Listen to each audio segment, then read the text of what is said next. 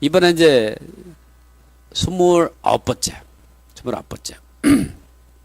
29번째 보면 계약 중에도 계약을 해지할 수 없다. 이런 내용이죠. 여러분 어떻게 생각하세요? 시청자 여러분. 여러분이 이제 그 주택이나 상가 건물 임대차 보호법의 보호를 받는 상가 임차인이 대항 요건을 갖추면 다음날 오전 10시 대항력이 있어서 주택이 그 임대차 기간을 보호를 받을 수 있고, 상가 같은 경우는 임대차 기간 보호를 받을 수 있고, 계약을 10년 동안 보호를 받을 수 있도록 2019년 1월 1일 법이 개정이 됐는데요. 개정돼서 시행되도록 됐는데, 이럴 때에 이러한 계약 기간 중에도 계약을 해지할 수 있냐 없냐, 이런 부분들이 우리가 궁금하시죠? 예, 이런 부분들을 한번 제가 이제 그 설명을 드려보겠습니다.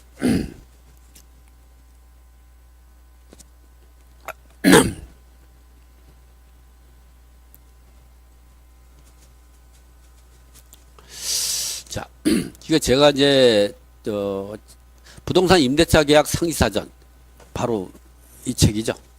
이 책에 있는 내용입니다. 여기 보면 계약이 완료되고 나서 계약 기간 중이라도, 그러니까 임대차 계약 기간 중이라도요, 또는 계약 갱신 요건을 행사할 수 있는 10년 기간 중이라도 다음 같은 사유가 발생하면 언제든지 계약을 해지할 수 있다. 계약 해지는 지속적인 관계에서 계약의 효력이 장래에 발생하는 일반적인 행위다. 여러분이 또 알아볼게요. 여기서 또 우리 여러분이 또 하나 이제 그 시청자 여러분이 알아볼 게, 계약 해지하고 해제에 대해서 또 이제 궁금하시죠? 제가 간단하게 설명을 한번 드리고 넘어가도록 하겠습니다.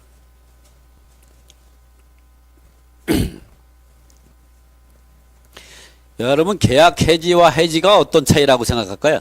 여러분, 계약 해지와 해지가 비슷한 것 같지만 그래도 차이가 많습니다.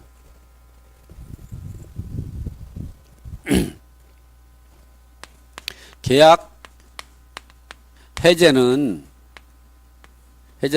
원래 계약의 효력이 발생하고, 계약의 효력이라는 것은 계약 당사자 간에 계약하기로 합의를 한 경우를 말하죠. 하고 주계약을 하면 이렇게 계약서를 작성하는 행위라고 이렇게 보시면 돼요. 이 계약의 효력이 주계약에 해당이 되는 거죠. 그렇지만 우리가 구분하면 계약을 하기로 계약합시다. 그 내용을 계약서에 쓰죠. 그래서 이런 내용은 계약서 작성이라고 이렇게 생각하시면 됩니다. 반드시 여러분은 이렇게 해야 됩니다. 그 다음에 계약금 계약을 하고, 계약금을 지급한 내용이죠.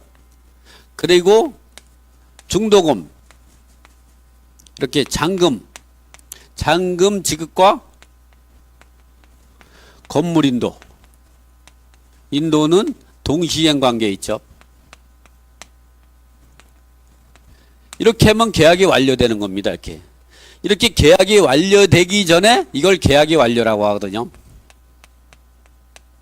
이 계약이 완료 전에 제가 한문도 한번 써보겠습니다.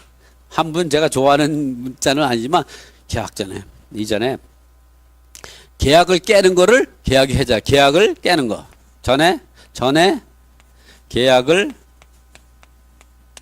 깨는 거를, 그것을 우리가 계약이 해제라고 한다. 계약이 해지는 뭐냐?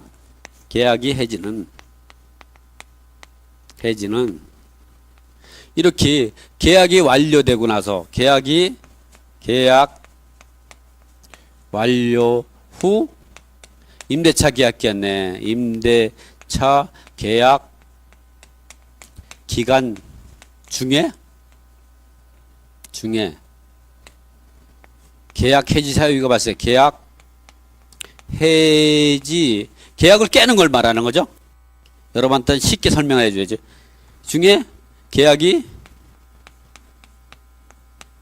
깨지는 거 말하는 거죠. 이 깨지는 건 뭐냐면 계약 해지 사유에 의해서 그런 거죠.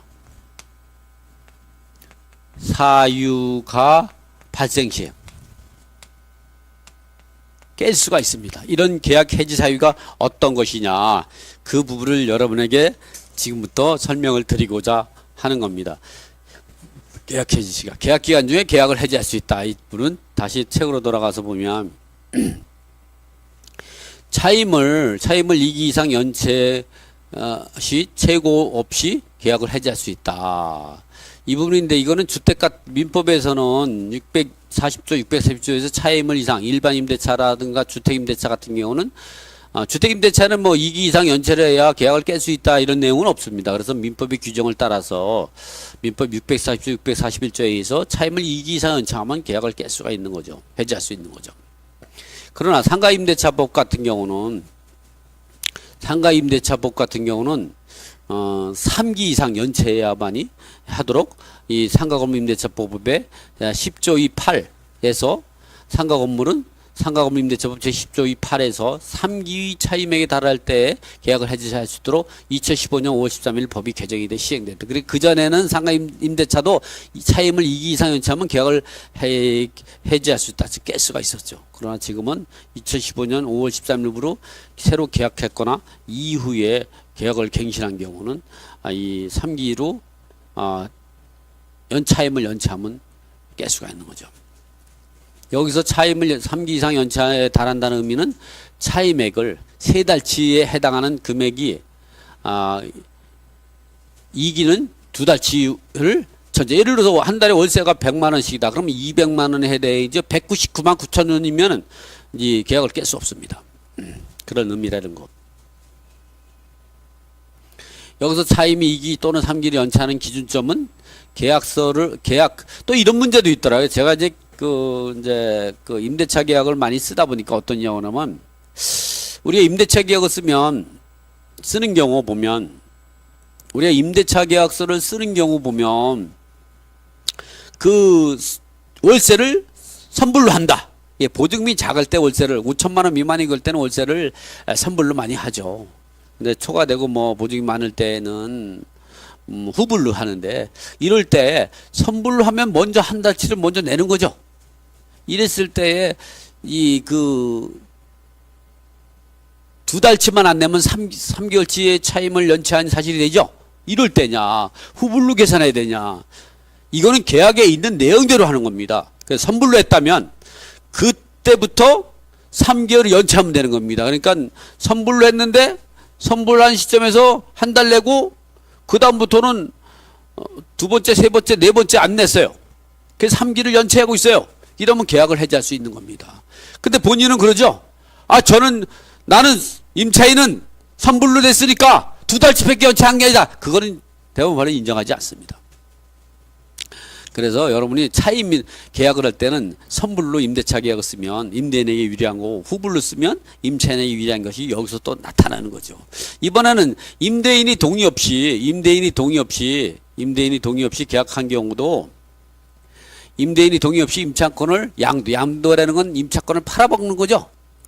전대라는 건 빌려주는 거죠. 또는 이 건물을 임대인이 동의 없이 대단히 대수선한 경우 이럴 때는 임차인이 고난받게 행위 이럴 때는 임대인은 계약을 해지할 수 있는 거죠. 이럴 때. 그래서 이렇게 여러분들이 이제 보면 지금같이 이제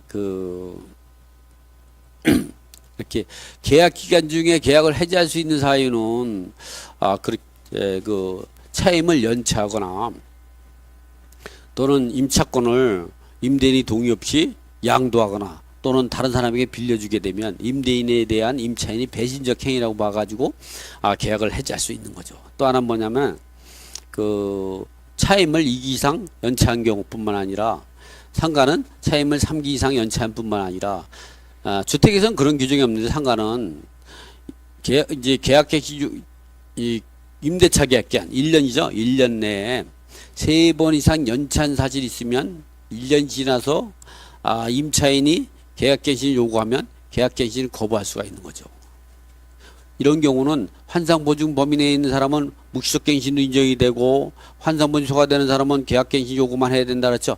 이렇게 묵시적갱신도 인정 안 되고 환상보증 범위 내도 인정이 안 됩니다. 묵시적갱신도 한다고 환상이 초과되는 사람이 계약갱신 요구해도 인정이 안 됩니다. 그래서 이런 부분을 우리가 조심해야 할 필요가 있다. 이런 경우가 임대인이 계약을 해지할 수 있으니까 임차인 같은 경우는 꼭 상가는 3달치 월세를 밀리지 말라.